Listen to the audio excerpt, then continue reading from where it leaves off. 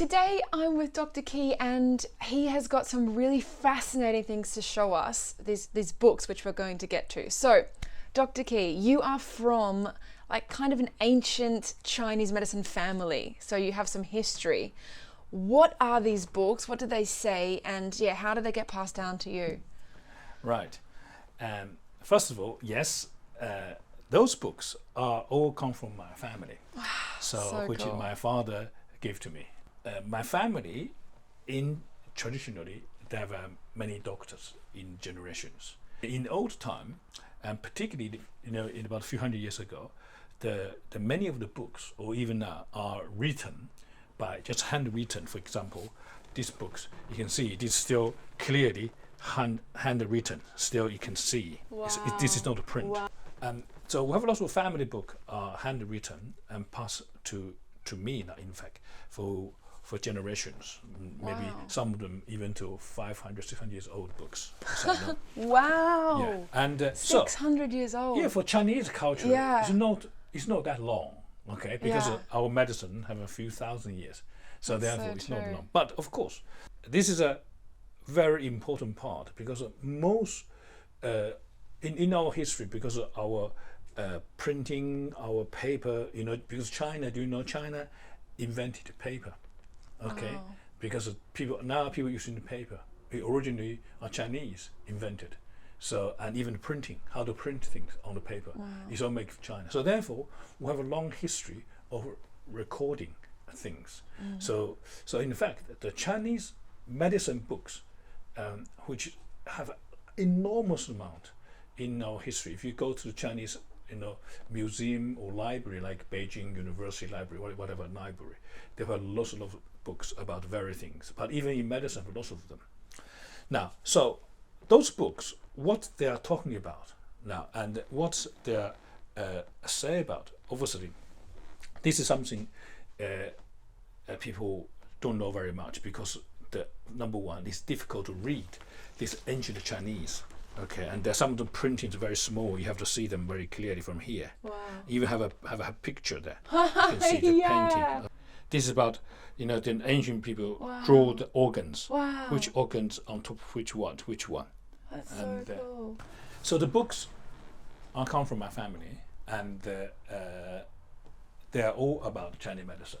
So all of these books must tell you the ancient Chinese medicine theory, and so where it's come from. So does this help you form what that theory is, or like inform what you do today? Yeah, that's indeed.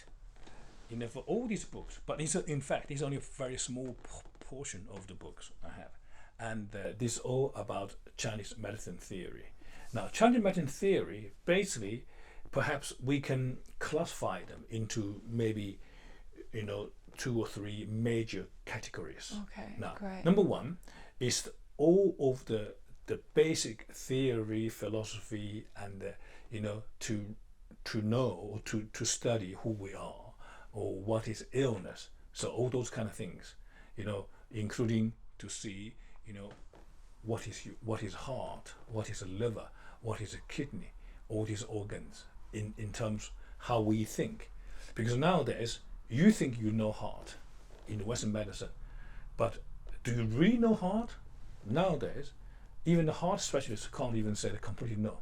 Because even now, even the modern medicine, when we talk about heart, it's not simply an organ just pumping the blood. That's what we're thinking.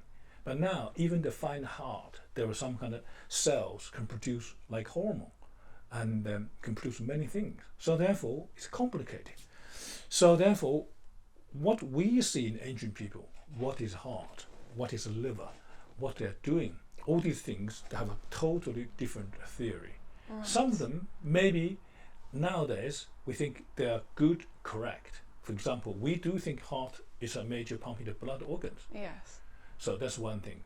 But in the ancient time, they're also thinking the heart is where you're thinking, where your mind is controlled, or where your spirit is controlled. That's why sometimes you say you love by somebody deep in your heart. Yeah. Only by your heart. Love somebody's heart. Your mind. When you say, when you say your heart is aching, some bad news. What do you mean heart aching? It's your brains. So it's all in fact So very true. similar. That is so true. Okay. So therefore, and when you say somebody, very, very, very rude or very bad, you say these people are heartless. Well, they don't have heart, but they don't have really made this compassion of the thing, their mind. So therefore, so the Chinese, all this theory, word theory, so all written in all these books. So basically, in Chinese medicine, we have nowadays have a more than 2,000 years old books now we can see in a museum. Yeah. Okay, Wow. and so these books we say there's one major science about Chinese medicine theory. Okay, secondly, it's about Chinese medicine, medicine itself, like plants, Okay. Yeah. plants and formulas, many things. And then there's another sort of major category is about sort of acupuncture, the points, the way of you doing the massage, pointing needles or cupping, all these things. So this is a different part Right. of the theory of sort of books about. So it sounds like you're saying you break it into the actual like Theory. what is a heart, what are the organs, how are they connected to the mind and Yeah. to the emotions, Yeah. and then the second Or one the is organs, the herb. even the organ Yes. itself, how And- they're intertwined, Right. connected. Yes, and then the second one is like the herbal and Medicine. the food and the Yeah. medicine, and Yeah. the third one is kind of the treatments, like Yeah. how they can go about using the meridian lines or Yeah, okay, yeah, so how all that- those three. yeah. All right. Yeah. So now even in this even in this all this what does what I just simply classify for you. But even in those books, and they also through at least last 2,000 years or even three, they evolved very slowly according to the time, according to the historic sort of changes. Because for 2,000 years or 3,000 years, the world has changed a lot. Even in the West, from all the Romans, Yeah. and changed to now to this modern world, and we had lots of wars, so lots of natural disasters. So therefore, in our Chinese medicine, we have a similar things. So for example, that's why we have many theory come from a special place in the Pacific time. Let's say in Chinese Han Dynasty, which is 2,000 years, almost 2,000 years ago, and there was the China has become after Qing Dynasty, after unity, the country was disintegrated in a small country, lots of fight. So country fighting, and people are starving, dying because of the war for a long time, and at those time, and because of the Chinese culture, mainly is in North China, around Yellow River area, north. So the area is quite cold. So therefore, in those time, in our medicine, so we are facing lots of what we call the cold disease. People hunger and cold. So diseases are mainly caused by cold and hunger. So therefore, the specialist developed is kind of sort of treating cold disease kind of theory. So we call it febrile disease sort of treatment. So this is in fact now they're still very popular. And then in the recently part of history, the Chinese culture moved from north to the south. So South China is more raining, more warm, more humid area. So therefore, the illness in those time, become more like, for example, Qing Dynasty or those dynasty. So the culture moved to south. So the illness become more related with heat, with damp, with humidity. So we call it damp heat problem, a lot of them. So therefore now the Chinese medicine books, lots of them start to record about how to treating the damp heat disease and how to treating this kind of sort of this related like dysentery, like when a mosquito bite, malaria, all these things. And so then that's how the theory also evolved according to history, according to timing and what happened in the history. So it's quite fascinating. That is really fascinating. So based on where the country was, where the main population was, they had different temperatures and different climates, and then from that different diseases developed, so different solutions were found, and they studied that. In fact, this is why sometimes people ask me, when you're treating disease, in treating patient, you are very good for many things. Why don't you write like a universal prescription for people, or for all over the world, people can copy, you can use them? I say no. This is not real Chinese medicine. Chinese medicine won't treat illness. If you come from Australia, if you come from the, let's say, in the Southeast Asia, there's these kind of tropical jungles, or if you come from like Tibet, very high mountain, the people are different, and people living there, the climate is different. So we Yes. have to treat them accordingly, because this is how, again, so we call the balance between our body with Earth, with universe. So this is, we need to synchronize them. So if That we don't is- synchronize yeah. them, we get in trouble. Exactly true. Exactly my case. I'm from Queensland, from the tropics, and I'm used to having like that cold, that heat. Yeah. And now that I've come to England, I found that very hard to adjust to like the darkness and the cold. So I think that's why I have so much dampness in me, because I'm not used to it. It's not where I'm probably from. true. And that's not the diet. Like I didn't really change my diet. I still have salad. So that's why I always tell people, I want to see who you are, where you're from, or even what you're doing, and all these things, and let's give you Chinese doctor a good clue. So how we're gonna do? How we're gonna help you? Excellent. Wow. Thank you. Very fascinating. And thank you so much for showing us these brilliant books. Very Oh, old wow. way. So this is Chinese way of in ancient time. Oh, wow. They call it one book. So they have many of the volume. So this is like say one That's so volume, cool. and this another volume. So they make them all together. They bind And them they're together. handwritten as well. Yeah, this is Oh, printing. wow. This is Oh, more that's printing, Yeah, this is okay. more later printing. That's so And then you cool. can see all the printing and the color. Before that, in Chinese the books are written carving on the bamboo sort of a stick. Wow. So you have a whole row of the bamboo stick. So you have a library, have lots and lots of bamboo rows, stick row, and there's all books. Wow. Because it's all bamboo.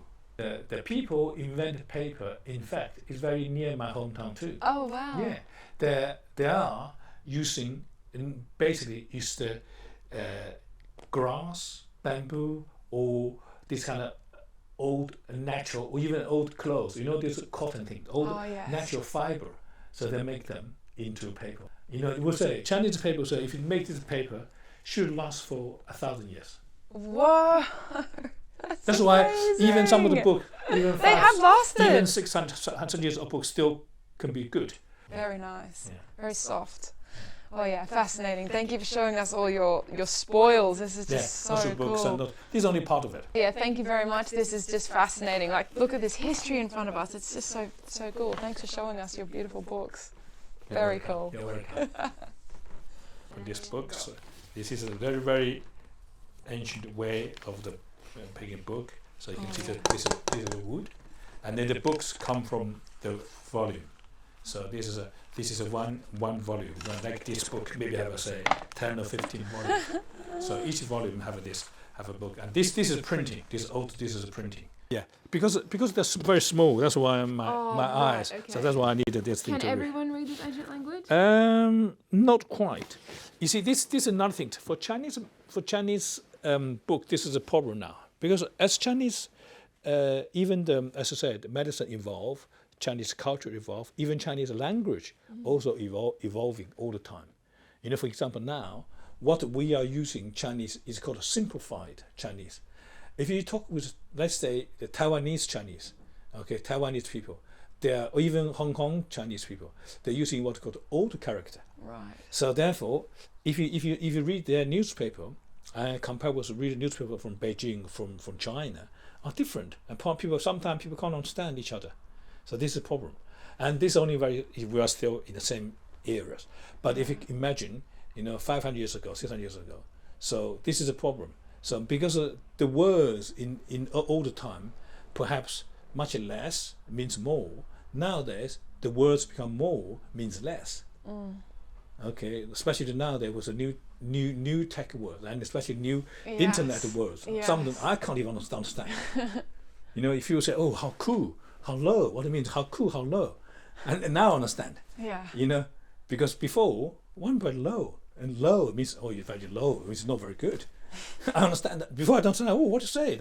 They come from English, I don't know what it is. Well, there So you this is go. change. Yeah. So Chinese words also evolve and change, and so for reading of Chinese old textbook, it is not very easy to understand, because the language change, and because and also of course, there are lots of meanings behind the words or between the words is very difficult to understand. Okay. Wow. Brilliant. I'm glad you can read it. Yeah, because That's very cool. this is my job. So therefore, so So if cool. in our part when we're teaching, when we do things, we do show people a lot about this. Yeah. Great. All right. Well, very fascinating. Really, it's such an honor to see all this stuff. Like how Yeah. cool. So like the new books is all like this. The old, like say for example, this is a new book, it's all printed in English and things, so much more cleared. You can see this, but these all come from ancient book. most of them. Right. Yeah. Brilliant. Yeah, they just become much more brighter, much more good looking, and now even Chinese start taking a lot of the words from English, and in fact English or from other country words, or some other country words take some words from China too. Cool. Like what? Can you give us an example? Okay, now we are going to drink some tea. Oh yes. Do you know tea where it come from? The word tea is from Chinese. You know, in Italian language, or especially in Portuguese, because the Portuguese first get Chinese tea out of China. Wow. So, Portuguese. Yeah, Portuguese is the first, sort of European, or what they call the Western people, get tea from China out of them. So when the Portuguese get in China, because they don't know what it is, how they call tea. So when they go to local in Chinese South China, which is a very where the tea I'm going to show later, where the tea very much originated from South China, just near the on the other side of Taiwan. So that's area we call Fujian province. The Fujian people pronounce tea as a de. So now even you can say jade is a make tea, but the Mandarin is cha, he cha. So let's talk about de. So when the Portuguese make these words de, so their spelling the T is T E, de. They go te. So but because T E in English you pronounce te, and then so that's for English or maybe Spanish or maybe French, and then they copy them into te, de, and then when translated to English become T. So that's words. T come from China. The words, even China, for example, you use a porcelain, China, Oh yes. the China itself, Yes. In fact, you call our country China now because we got to use this name called China, but in ancient time we don't call ourselves China, we call it Zhongguo, means we're the country in the middle. Yeah. We're not China. China is a porcelain, but why called China again? Is where these traders by China, they come from one of the famous area, which is very near my hometown. It's called Jiangxi province. There's a very famous town. It's called Jinzhezhen. That town, the county is called Changnan. So local people call them Changnan. Oh, So right. when the merchant people go by China from there, does where come from? From China. From China. Right. So they called China. In fact, it's the name of a county. Now they called China because that county produced China. It's porcelain. And now because porcelain was selling all over the world so well, so everybody called China as China's country. Wow. So we got a name of China. That was the nickname for your whole country, which has stuck. But in our in ancient time, we never called ourselves Yeah, China. no. We called it the Zhongguo. We called it means the country in the middle. Yeah. We're There's thinking we are the middle. In ancient China we think is empire so big. All other countries are edges of the world. We're in the middle. That's a great name. We're So a therefore, country. there are many words. I can give lots of names of words how the Yeah. English words evolve, even from Chinese, of course, vice versa. We have lots of names from English. Just like I say, you're very low. Now you go to China, you go to say, this means low. Means they're not very good. Means you're L-O-W, low. I just understand. People don't understand. How you also mean by low in China? It says it comes from English. Yeah. Wow. Okay. Well, they're fascinating. Really fascinating stuff. Thank you for that. For the history. What a great session.